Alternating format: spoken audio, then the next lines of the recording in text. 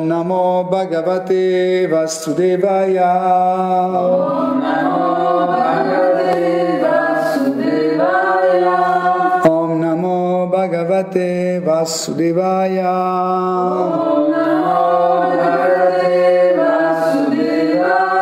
Om Namo Bhagavate Vasudevaya.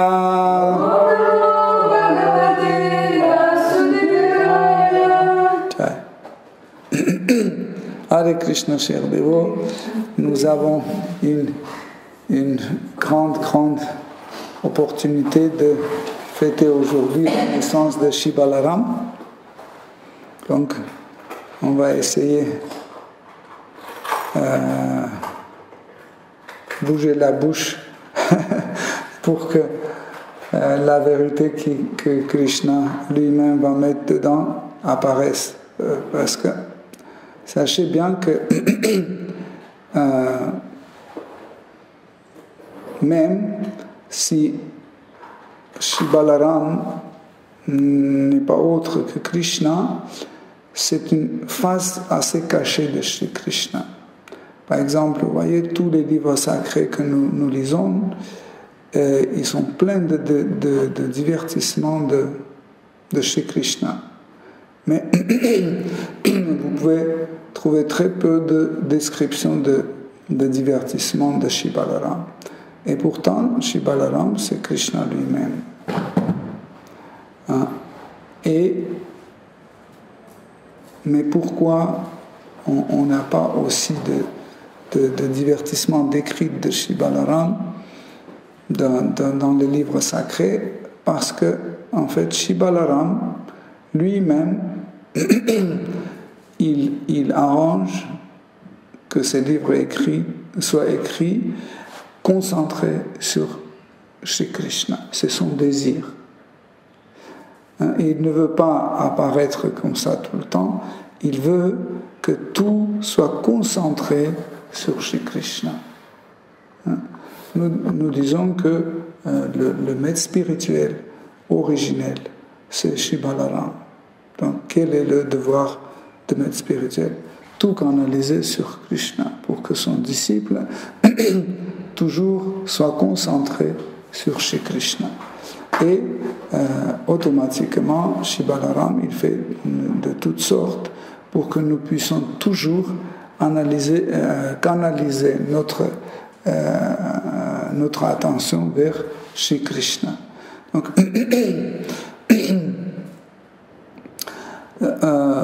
je sais que quand on vient dans la conscience de Krishna, c'est toujours très difficile de comprendre qu'en fait, Shri Krishna et Shri Balaram, c'est la même personne.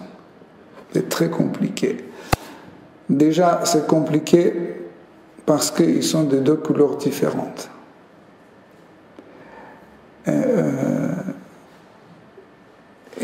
La forme est la même, mais la couleur est différente.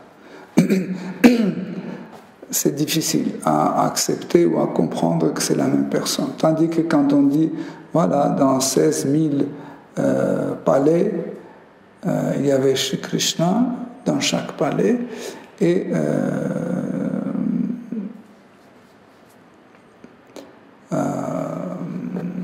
chaque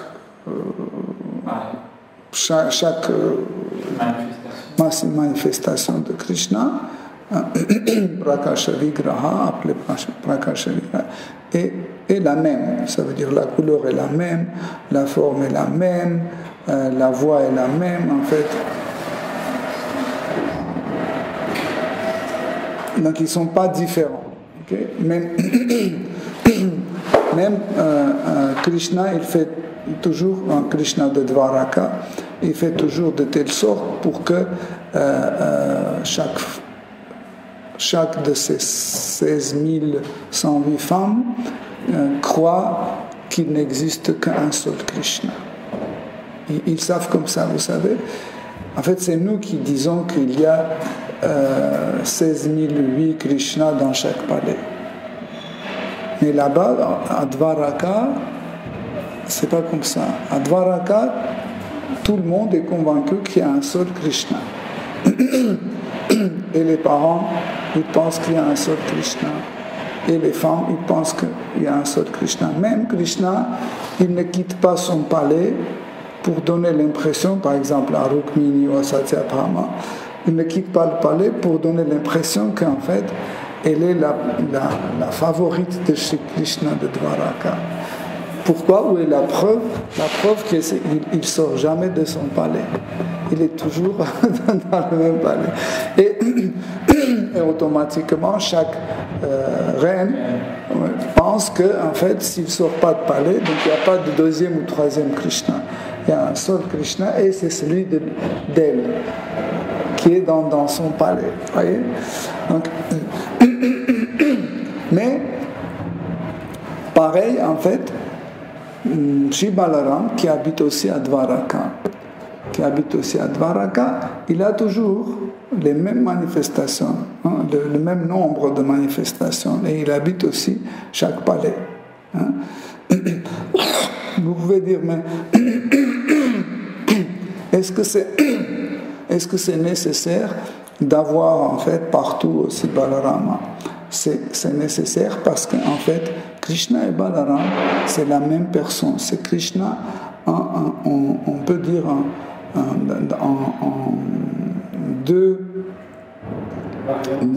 versions, deux variantes, ou deux tattvas, deux vérités qui, qui se manifestent toujours. Et pourquoi, en fait, il est nécessaire que Shri Balaram soit toujours là où est Krishna?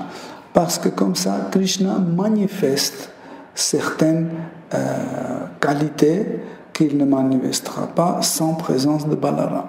Quand, par exemple, Balaram n'est pas présent, il ne manifeste pas ces qualités. Par exemple, Krishna a une qualité, c'est la timidité.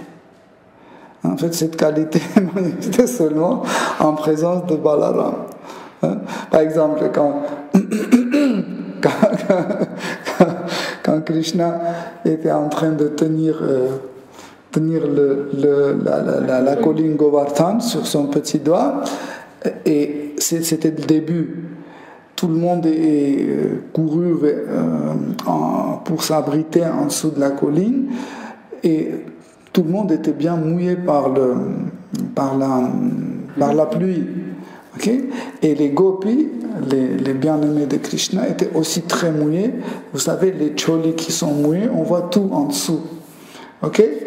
Et Krishna, en même temps, il tenait Govardhan et il regardait comme ça les corps des gopis, comme ça. Et Balaram, il a remarqué ça. Quand il a remarqué ça, il a fait comme ça, il a regardé. Et Krishna était très intimidé. Et à ce moment-là, sa main a commencé à trembler. Et la colline a tremblé aussi. Et tout le monde avait peur. Et les pâtres aînés, ils ont commencé à tenir avec leur canne la colline pour que ça ne tombe pas.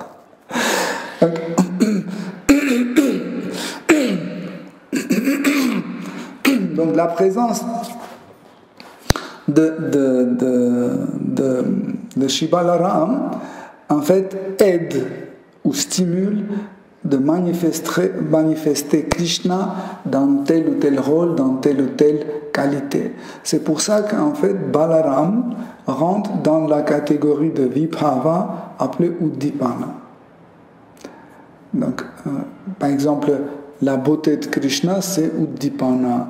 La force de Krishna est Uddipana. Ses habits sont Uddipana. Mais Balaram aussi, c'est un Uddipana. En fait, c'est des éléments qui stimulent aimer Krishna encore plus. Vous voyez? Donc, en fait, la présence de Balarama, en fait, stimule les dévots à aimer Krishna encore plus. Surtout ceux qui sont en une certaine rasa, comme Vatsala rasa, la relation parentale, et aussi ceux qui sont en relation amicale. Surtout ceux qui sont en relation amicale, en fait, quand ils voient Balaram, tout de suite, en fait, leur amour amical augmente et ça devient très fort et très extatique. Hein? Donc,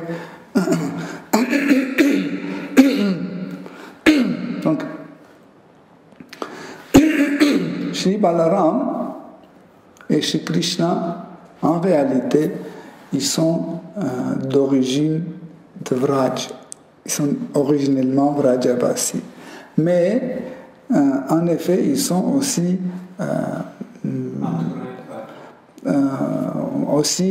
habitants de Mathura et Dvaraka. Mais leur présence à Mathura et Dvaraka est différente. Par exemple, leur présence à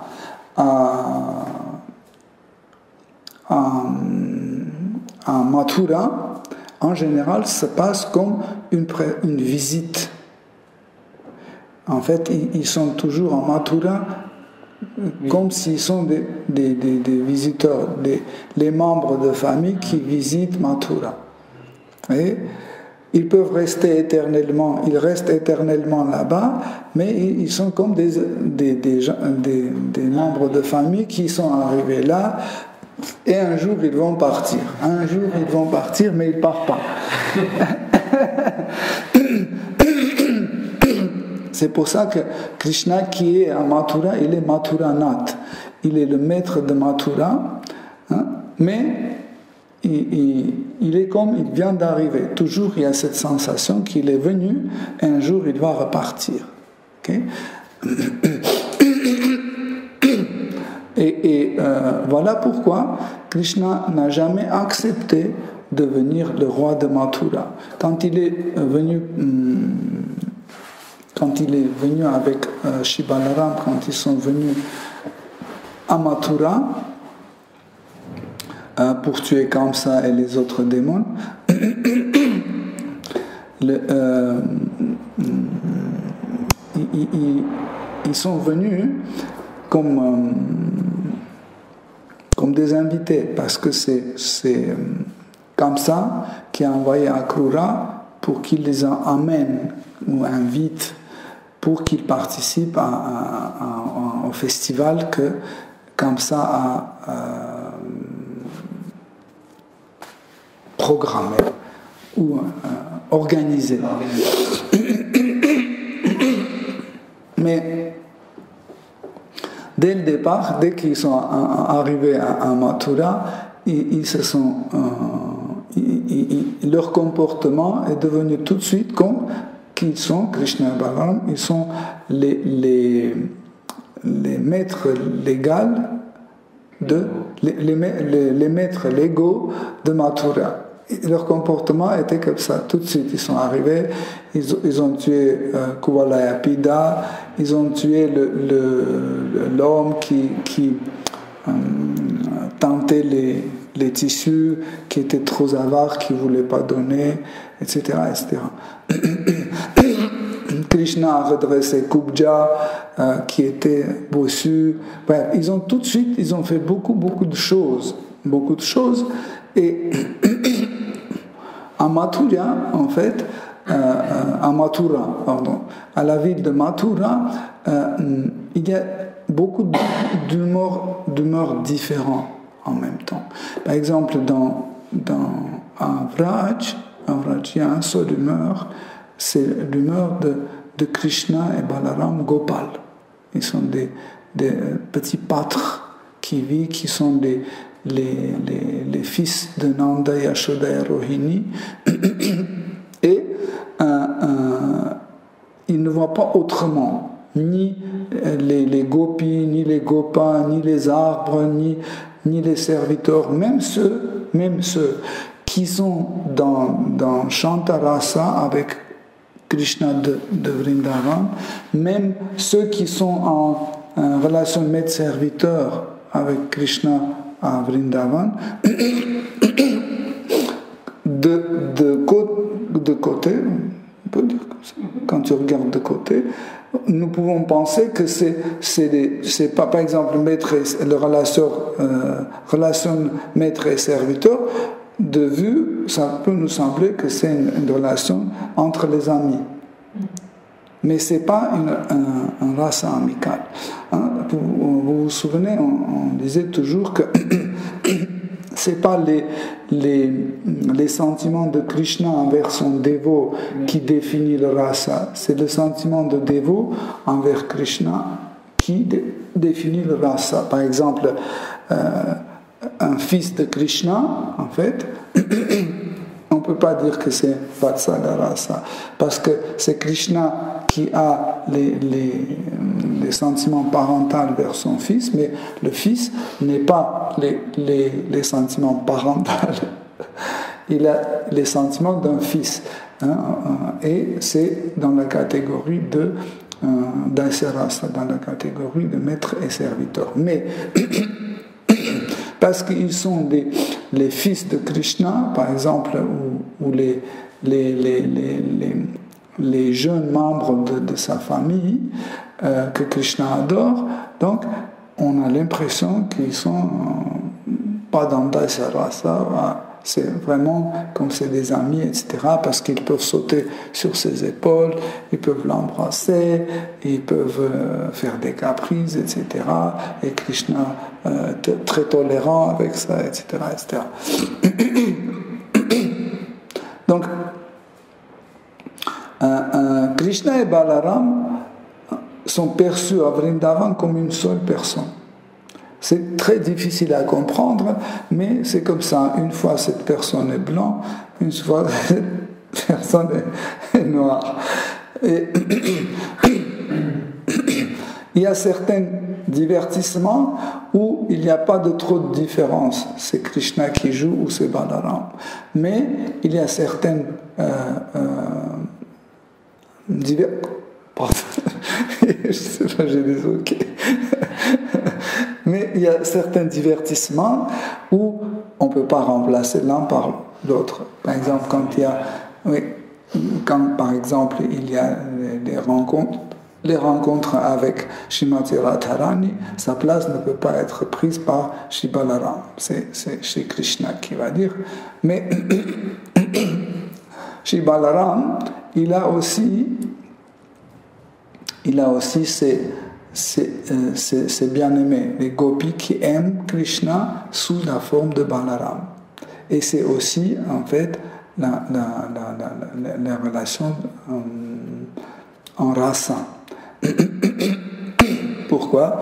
Parce que Balaram est Dieu la personne suprême. Hein? Par exemple, s'il y a une relation entre les dévots, hein, qui peut nous sembler que c'est une rasa, c'est pas un rasa parce que c'est pas des sentiments envers Krishna, c'est autre chose, c'est une bienveillance, ce qu'on appelle suhrit. La bienveillance, c'est pas la relation d'amour appelée rasa. Okay? Ça ressemble, mais les relations entre les dévots, en fait, résultent de leur relation avec Shri Krishna. Pourquoi Nanda Maharaj et Mary Yashoda sont mariés? Ils font mari et femme. Parce que tous les deux aiment Krishna comme leur fils. Et c'est comme ça qu'ils sont réunis dans cette union. Okay? Donc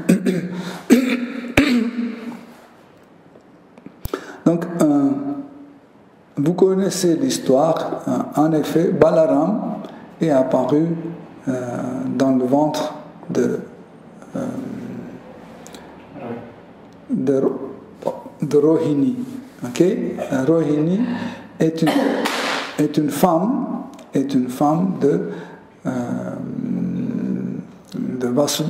Vasudeva. Okay? Une des femmes de Vasudeva. Et mais en fait, comment c'est passé? C'est que il était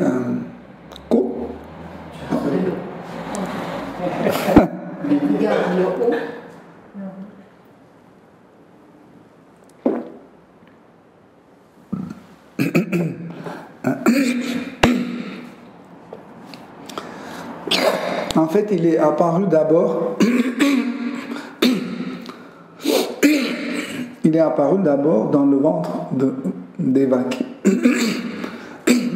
comme fils de Devaki. Mais il n'est pas apparu à Mathura parce que, comme dit Shinanda Maharaj, il dit que Balaram est apparu dans l'océan de lait de nectar de Vraj.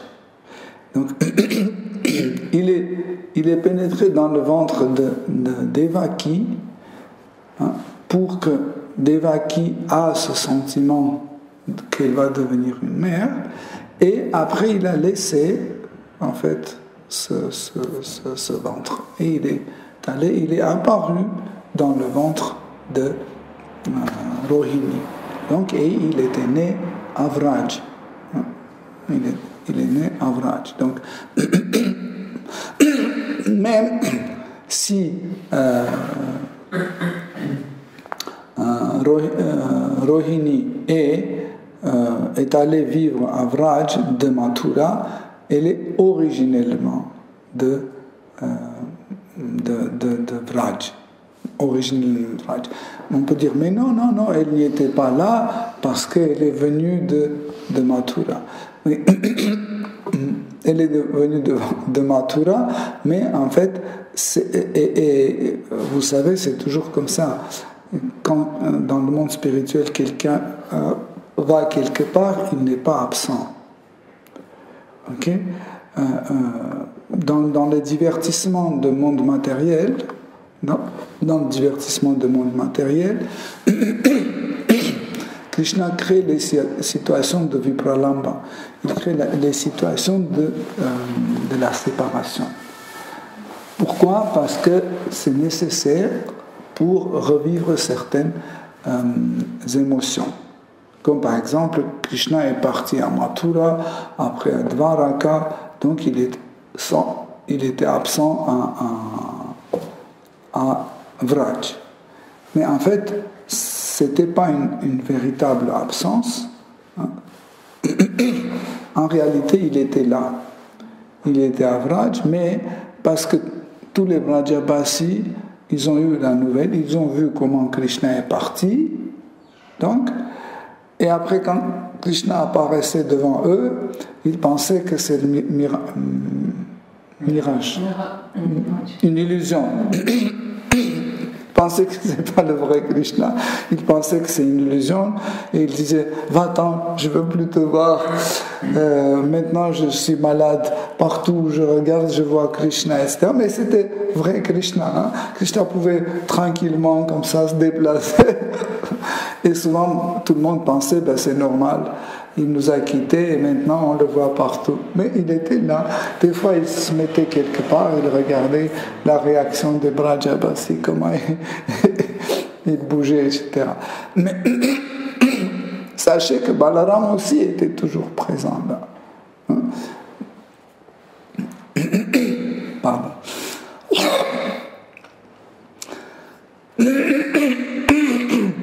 Donc, si Balaram est la première manifestation de Shri Krishna, sachez qu'il a fait tellement de divertissements. C'est pas comme ça que Krishna fait un divertissement et Shri Balaram fait rien. Il a aussi infiniment de divertissements, et ces divertissements sont aussi sucrés, aussi extraordinaires que les divertissements de Shri Krishna. Pourquoi? Parce que c'est Krishna. Imaginez que quand Krishna vient dans ce monde matériel, comme Shri Chaitanya Mahaprabhu ou comme Shri Nityananda Prabhu, chaque jour il y a des divertissements extraordinaires qui se passent. Comment c'est possible que, par exemple, Krishna à Vrindavan, il fait des divertissements et Shri Balaram ne fait rien? Non. Il fait autant de divertissements, sauf que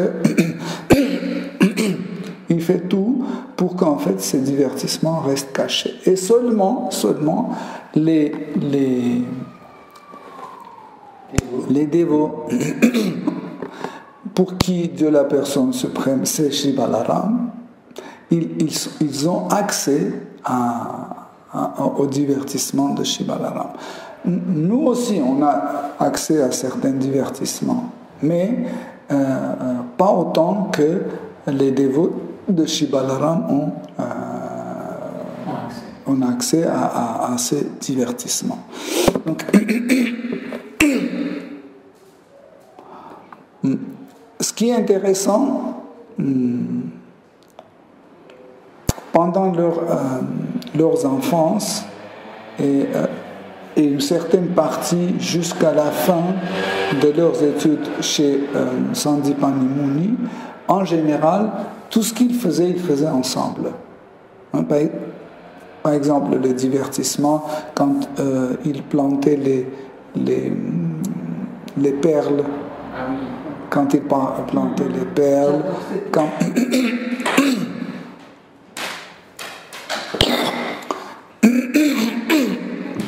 quand ils volaient les yaourts, etc., ils étaient toujours ensemble. Et quand ils sont partis à Mathura, ils étaient toujours ensemble. Quand ils ont tué l'éléphant Kuvalayapida, ils étaient ensemble.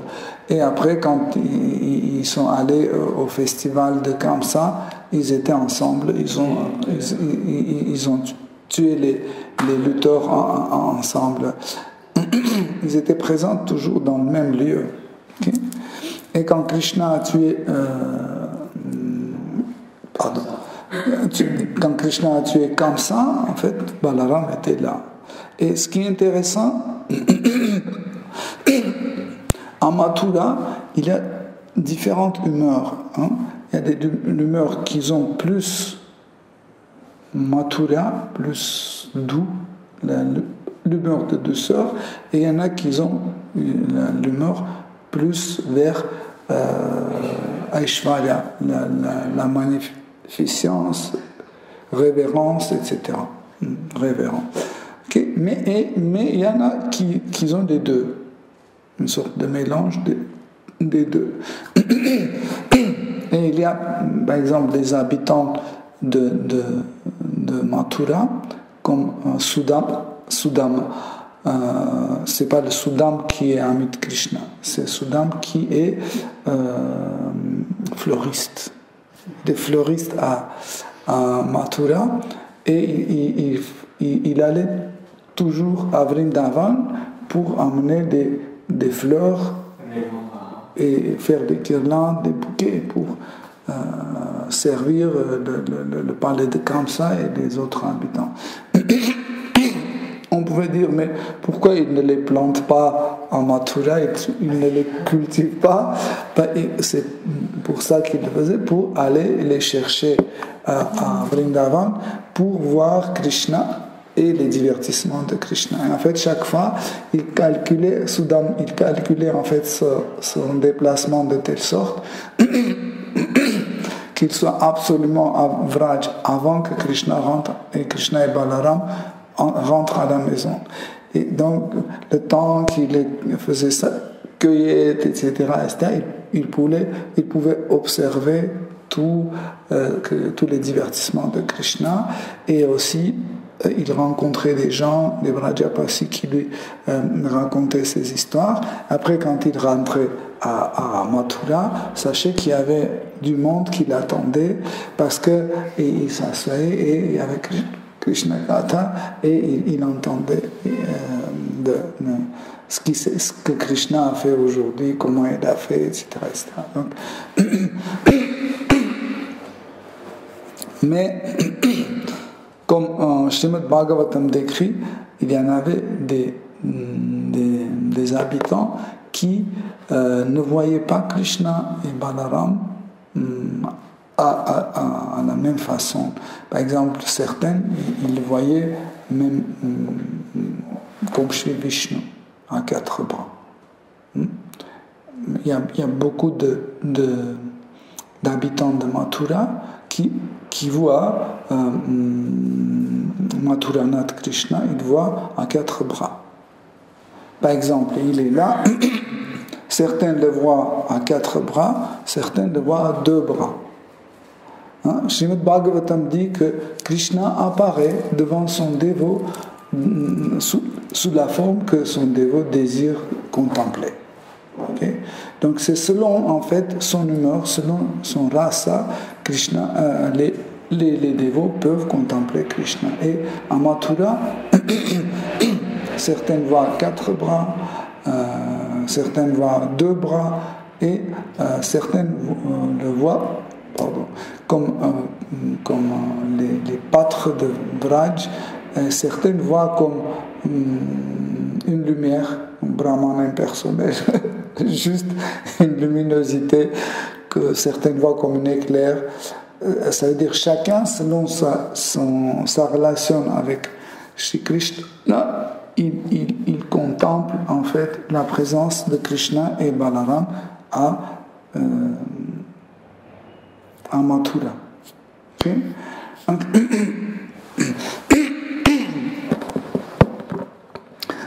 Krishna et Balaram,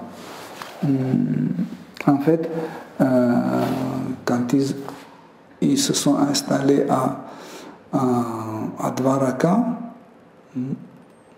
quand Krishna a reçu la lettre de Rukmini, dans laquelle Rukmini demandait que Krishna l'épouse. Et Krishna voulait que personne ne sache qu'il va kidnapper Rukmini. Parce que Rukmini, elle a fait son plan. C'est elle qui a proposé son plan. Elle a dit, voilà, je vais sortir comme ça avec ma servante. À ce moment-là, tu viendras et tu vas me kidnapper, tu vas m'enlever et tu vas me kidnapper.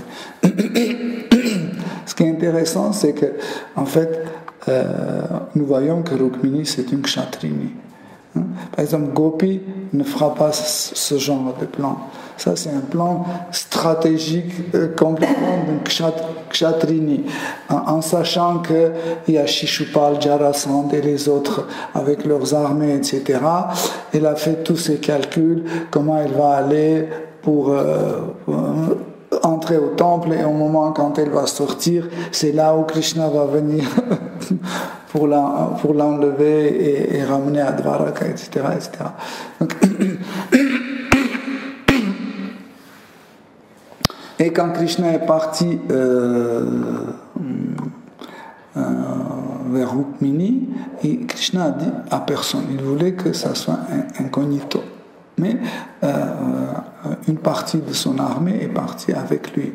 Et Balaram, il était très fâché que Krishna ne lui a pas dit, mais il a pris son armée et il s'est dirigé derrière. Voilà.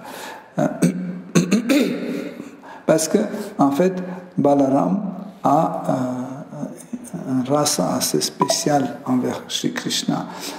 Il aime comme son frère. Okay? Mais ce genre de relation amicale, parce que frère est considéré comme un ami, mais il a un sentiment de une petite d'aînesse. Ça veut dire Balaram se sent plus âgé que Krishna. Okay? Et dedans, nous avons certains éléments de Vatsala Rasa qui se manifestent. Mais sachez, les éléments ne veulent pas dire qu'il est aussi dans Vatsala Rasa ou c'est un mélange de Vatsala Rasa, etc. Non. Quand on dit que les rasas ont beaucoup de nuances, quand on dit par exemple entre Sakya Rasa et Vatsala Rasa, il y a plein différents types, ça ne veut pas dire que c'est un peu de ça, un peu de ça. Non, c'est qu'il y a des éléments qui sont présents. Certains éléments qui sont présents de telle ou telle race, mais pas les éléments qui forment telle ou telle race. Okay? Et quand ils sont allés, quand ils sont arrivés, il y avait déjà beaucoup de kshatriyas avec leurs armées sur place. Et parce que le père de Rukmini voulait que Rukmini se marie avec Shishupal, mais son frère Rukmi voulait absolument le père de Rukmini voulait qu'elle se marie avec Krishna, mais son fils, le frère de Rukmini, voulait qu'elle se marie avec Shishupal, même il a donné sa parole. Et on voulait que la parole de son fils soit tenue. Il a dit ok, mais il ne voulait pas. Et pourquoi tout le monde est venu avec ses armées? Parce que les kshatriyas avaient des espions partout. Et tout de suite, dès que l'armée de Krishna est partie de Dvaraka, là-bas, ils ont déjà su que que Krishna est parti avec. Et derrière, il y a Balaram qui va venir.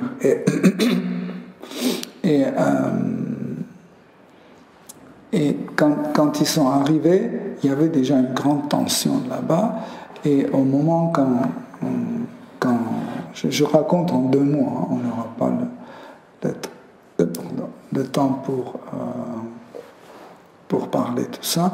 Donc, et au moment quand Krishna a enlevé et Rukmini est parti, donc tout de suite les kshatriyas qui étaient là-bas, et surtout Jarasandha, parce que Jarasandha, il était très contre Krishna, il n'aimait pas du tout Krishna. 17 fois il a attaqué Krishna, et une seule fois quand Krishna a joué avec lui, il considérait qu'il a gagné.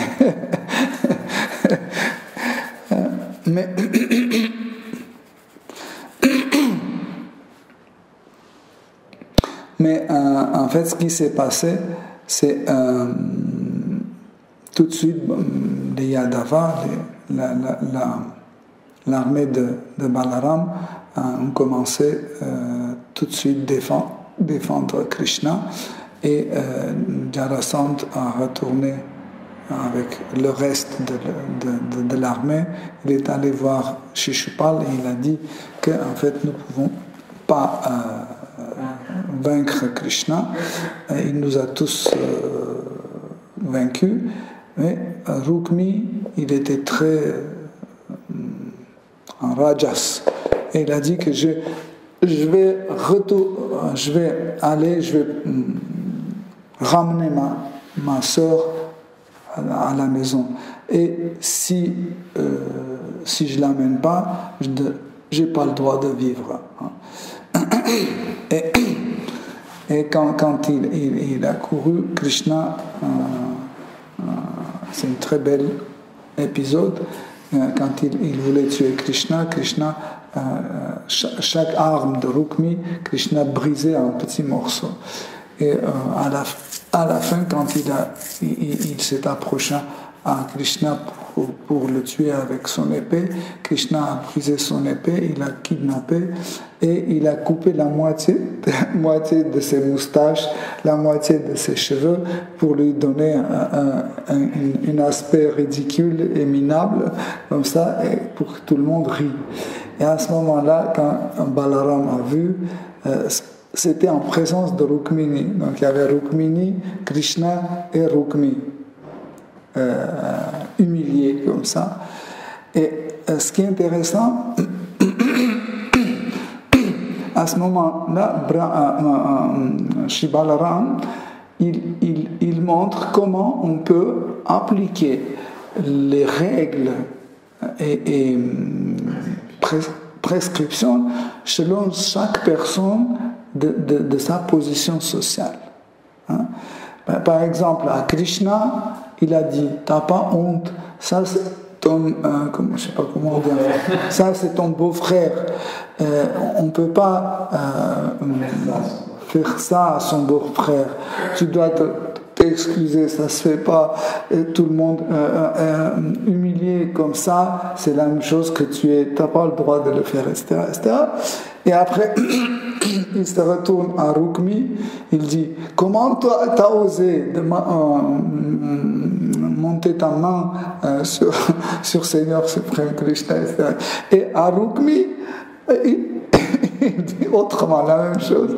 Rukmini, pardon. À Rukmini, il dit autrement. Il dit que donc c'est comme ça, quand quelqu'un de notre famille fait ce genre de choses, et c'est grave pour les autres membres de famille, etc., et l'humanité, on peut le tuer aussi.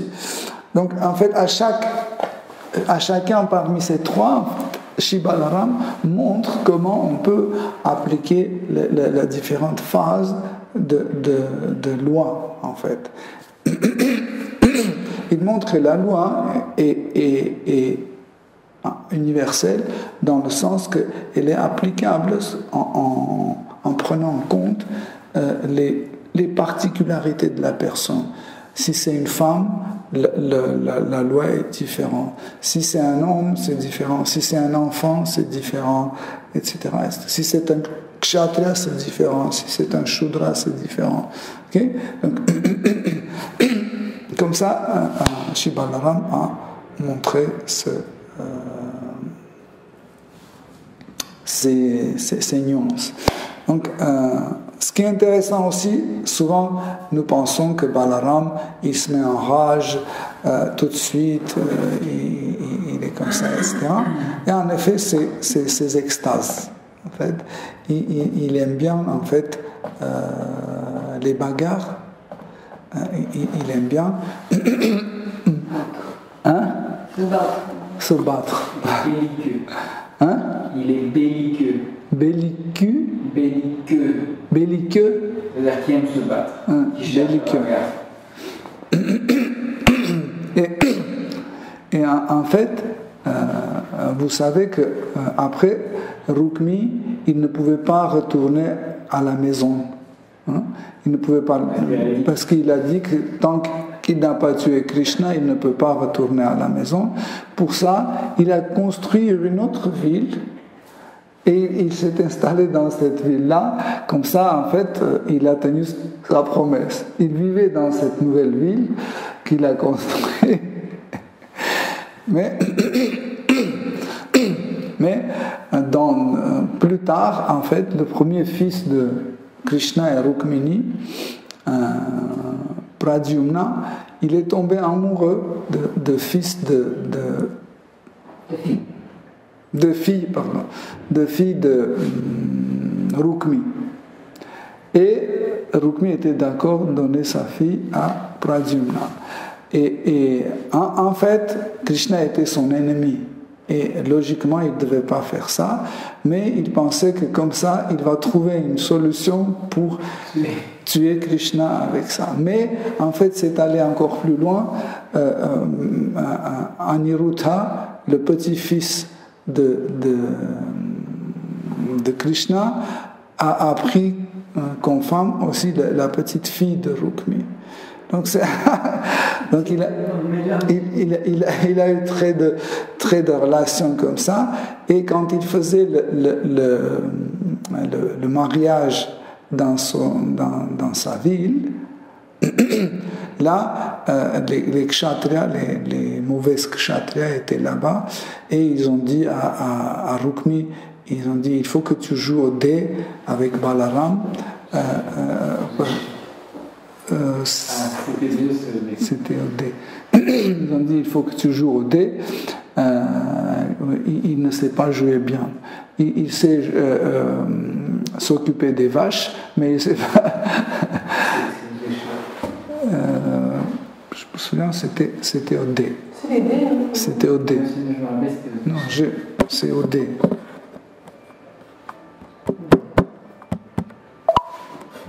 Parce qu'ils se moquent de lui, ils disent qu'il n'est pas intelligent, qu'il n'arrive pas à jouer aux échecs. De mémoire.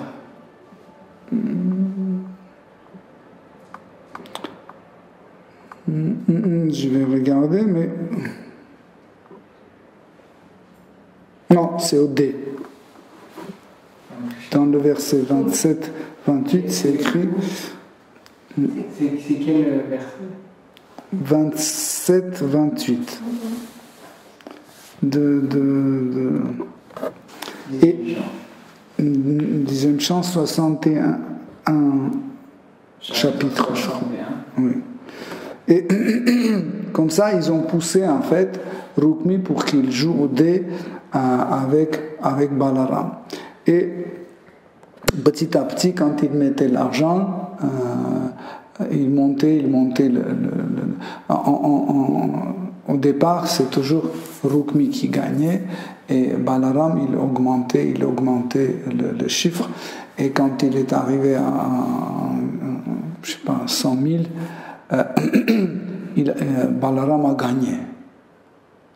Et quand Balaram a gagné, Rukmi a fait de telle sorte que voilà, t'as perdu. Et les autres ont dit bah, c'est normal parce que les kshatriyas savent jouer au dé, mais les pâtres ils ne connaissent rien. C'est Balaram qui a gagné, tu as dit. Oui, mais Rukmi, il a fait de telle sorte, comme il a triché, il a dit que c'est moi. Et Balaram a encore augmenté l'argent, je ne sais pas combien, 100 millions, je ne sais pas combien. Et, 100 000 pièces d'or. Et après, il a gagné encore une fois, et Rukmi a dit non, encore t'as perdu. Et du coup, de ciel, il y avait un son qui a dit arrête de tricher. Rukmi, c'est Balaram qui a gagné. À ce moment-là, il y avait un des kshatriyas qui, quand Balaram perdait, il rigolait, il se moquait de Balaram. À ce moment-là, quand Balaram a dit non, t'as perdu, Balaram a pris sa masse et d'un seul coup, il a tué Rukmi. Il a tué Rukmi et ce kshatriya qui riait, il lui a cassé toutes les dents pour qu'il n'arrive plus. Et en fait, Krishna était présent et il n'a rien fait. Il était complètement neutre pour que, en fait, ni Balaram soit jugé, ni Rukmi, en fait, pour que Balaram ne le juge pas, Rukmi ne le juge pas, et le père de Rukmi ne le juge pas, parce que il suffisait de prendre une position côté Balaram, côté Rukmini ou côté Rukmi, quelqu'un devait être blessé. Et pour ça, Krishna n'a pris aucune part. Il est resté comme ça. Donc, de point de vue tatvik, en fait, ce qui est intéressant, je vais un peu raconter ça et on va s'arrêter, c'est qu'en fait, Krishna, c'est comme la source de toutes les manifestations. C'est comme les racines. Imaginez un arbre et les racines, c'est Krishna. Ensuite, il y a le tronc. Le tronc, c'est Balaram. Et après, de Balaram, il y a toutes les autres branches qui sortent. En fait, toutes les manifestations viennent de Balaram. Et après, ça se ramifie jusqu'au éternellement, ça se ramifie. Okay? Voilà pourquoi, en fait, Balaram, c'est celui qui distingue les qualités de Krishna. Et comme ça, en fait, nous avons différentes énergies qui apparaissent, différentes manifestations, etc., etc. Et comme ça, nous avons la possibilité d'entrer en relation avec différentes manifestations de Krishna, comme Shri Narayana, Shri Vishnu, Ramachandra, Kapila, etc., etc. C'est grâce à lui. Toujours, Shri Balaram accompagne Krishna. Il y a 500 ans, quand Krishna est venu comme Shri Chaitanya Mahaprabhu, Shri Balaram est venu sous la forme de Shri Nityananda Prabhu. Et là, c'était un nectar de divertissement extraordinaire qu'on peut voir dérouler sur cette terre. C'était assez récent.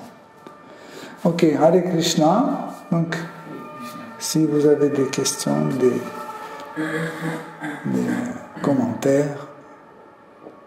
C'est drôle, juste un truc sur Rukmini, parce que c'était vraiment très drôle. C'était juste un truc.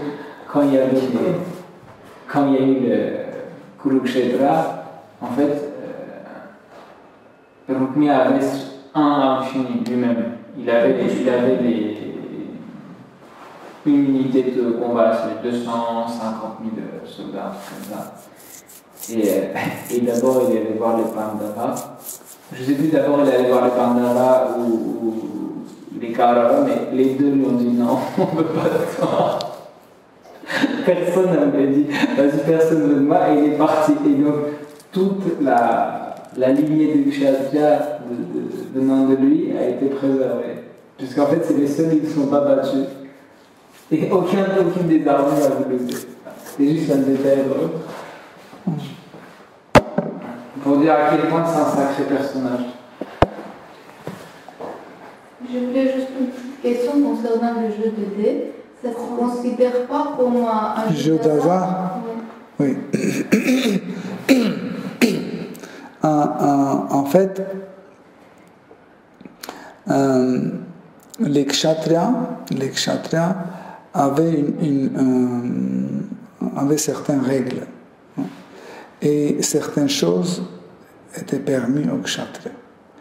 Par exemple, dans certaines circonstances, ils pouvaient manger de la viande. Par exemple, quand ils étaient en guerre, et ils ne pouvaient pas faire des samosas, etc. Donc, ils se nourrissaient des animaux. Carrément, ils les tuaient, mettaient dans le feu, etc. Vite fait. Même des fois, ils mangeaient des chiens, des oiseaux, tout ce qu'ils trouvaient. Parce que les conditions de la guerre sont très compliquées, mais ils étaient conscients de ça. Ils disaient qu'avant de tuer un animal, ou avant de manger un animal, ils disaient, je prends ton corps et en échange, je te donne le mien. Ils étaient C'est pour ça qu'en général, les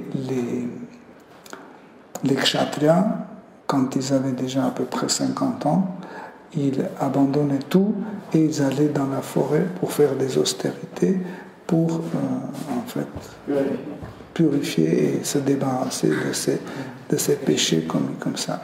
Et les jeux d'hasard, en fait, c'était aussi permis aux kshatriyas. Les kshatriyas pouvaient faire pour pouvoir en fait se battre. En fait, c'était pour eux, le jeu d'hasard, c'était une forme de bataille. Hein? De combat. Une forme de combat. Et les dés étaient comme une arme. Parce qu'en fait, les kshatriyas, ils devaient aussi se battre, par exemple, avec la politique. Ce n'était pas seulement l'arme ou les jeux d'hasard, mais aussi la politique était aussi une arme des kshatriyas. il pouvait faire des politiques, il pouvait par exemple faire des fakes, comme ça. Comme quand il y avait la bataille de Kurukshetra, Krishna a dit que vous devez faire un fake.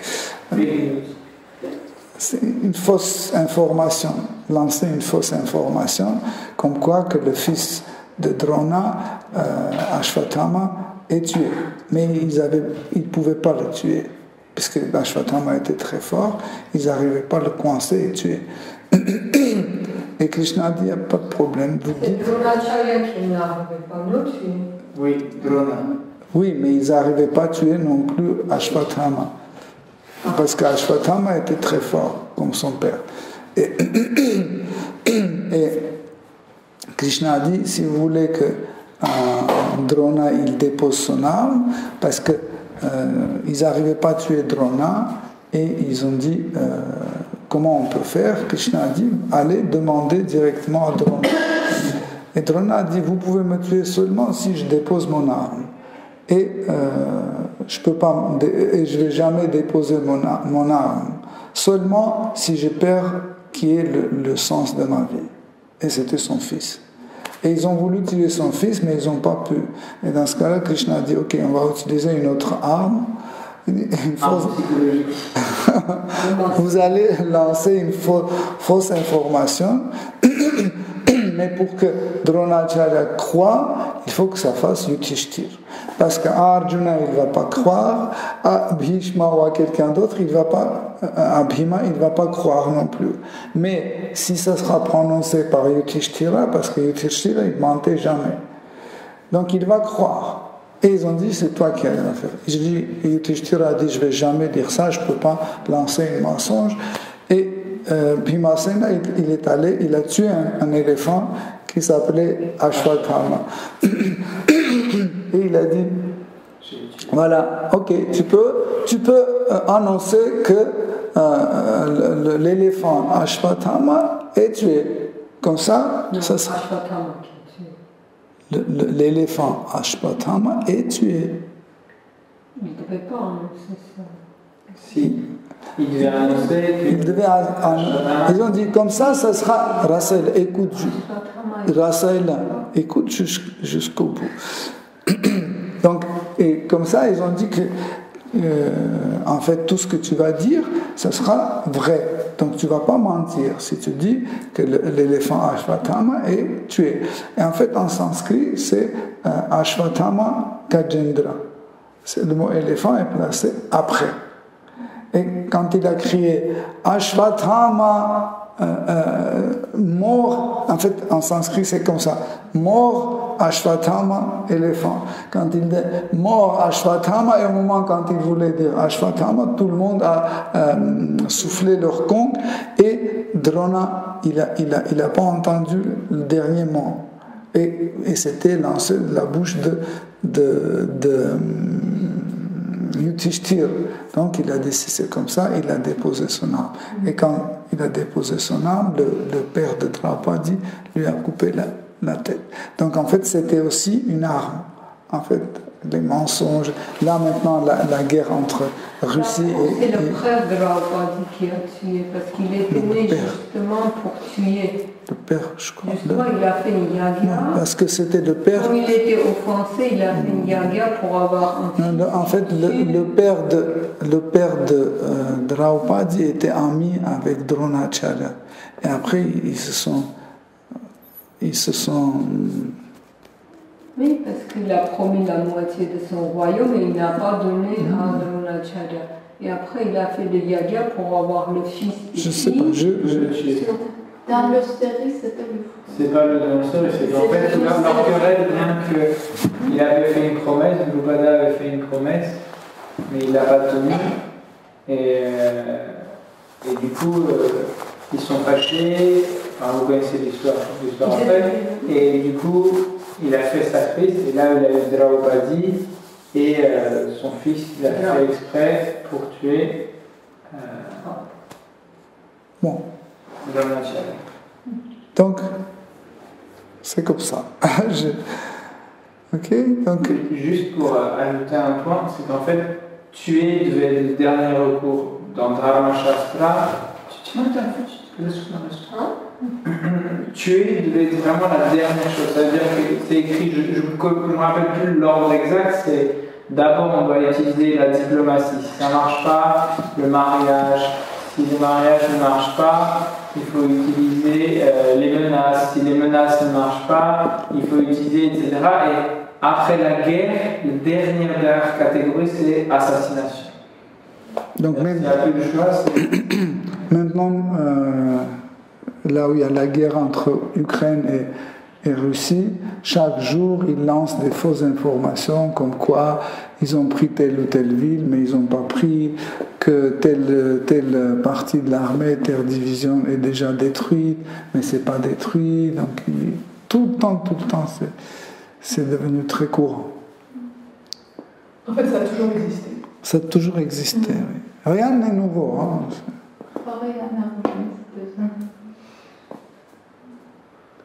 Tout est éternel comme Balaram et frère de Krishna. Ok. Hare Krishna. Shridevo. Shri Balaram Mahotsava ki Jai. Shri Balaram ki Jai. Shri Jagannath, Shri Baladev, Shri Mate Subhadra Devi ki Jai. Shri le Prabhupada ki Jai. Toute gloire aux dévots assemblés. Hare Krishna.